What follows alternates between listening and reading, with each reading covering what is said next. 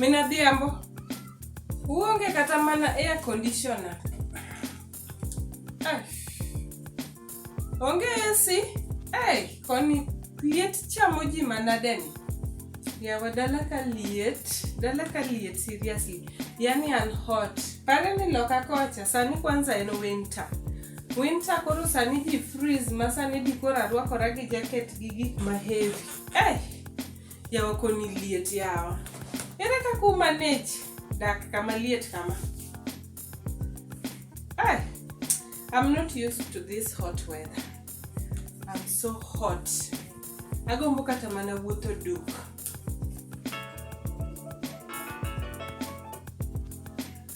Hello? Who is this? Who am I talking to?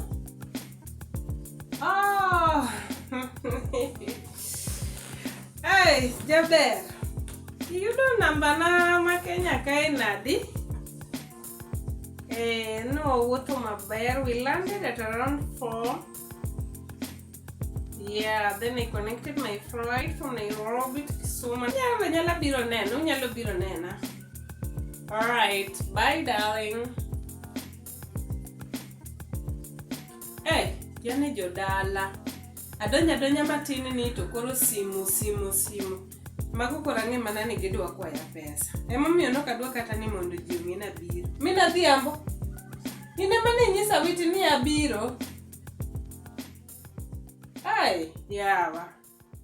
Donga nyisi ni kikiland ne ji ni abiro. An kabiro ga koni to kadwar ni ulando ne ji kabisa.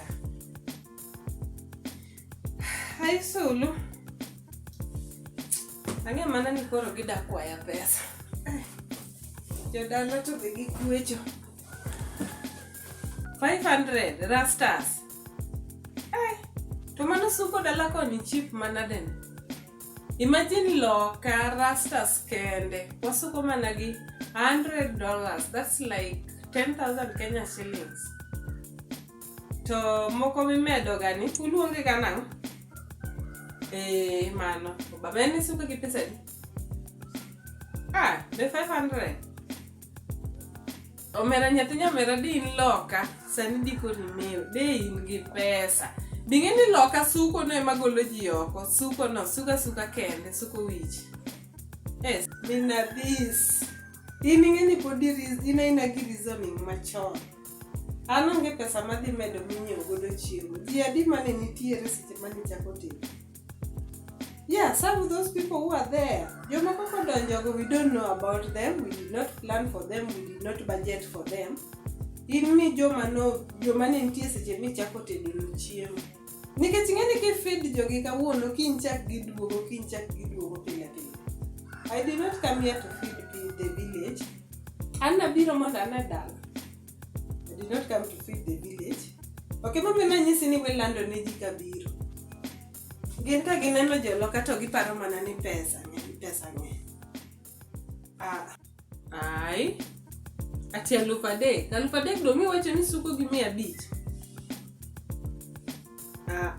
Ano kigona bech jo America. Kare momiyo businesses madala kuyo progress. Nikech you are not even focused. You don't even know your pricing. You don't know how to talk to clients. Oh, no. Carol, let me give you 1,000. Yeah, let me give you 1,000. I think 1,000 is fine. Give me a details ching madoka bro ni pesa.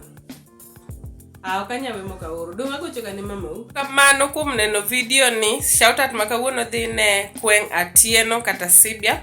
Kweng Atieno watch wa from Germany. Kore no nagi mantiere Germany. Kweng Atieno joloke wacho ga ni seche mubiro to uchando ga jodala. Sawa, lakini waero.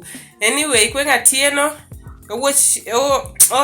odak Germany, otiyo Germany sani to en gi YouTube channel koro inyalo range Kweng Atieno. QUENG Atieno. Onyiso waga kaka ngima mag Germany chalo gi gik moko makamago. Koro kidwaro shout out, we comment sasa mi watch our video. Bye.